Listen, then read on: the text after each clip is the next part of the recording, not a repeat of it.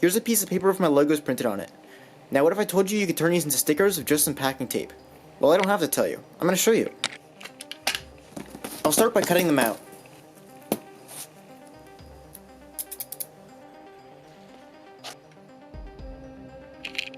Let's tape them up. I'll line the tape up with the paper and it just jumps on there because of static.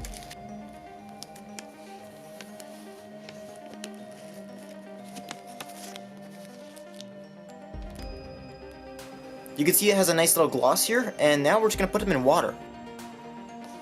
Water and paper don't mix, so it will destroy the paper on the backside.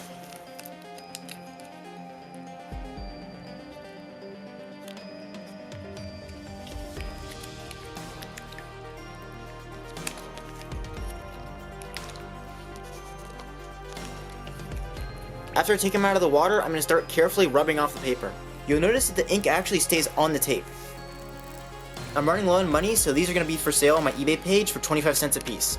If you don't want some dumb stickers, then consider PayPaling me or joining me on Patreon. Any amount helps, even 1 cent. Now after you let the water dry off, you can stick them on anything you want. And yeah, it's that easy, go try it out.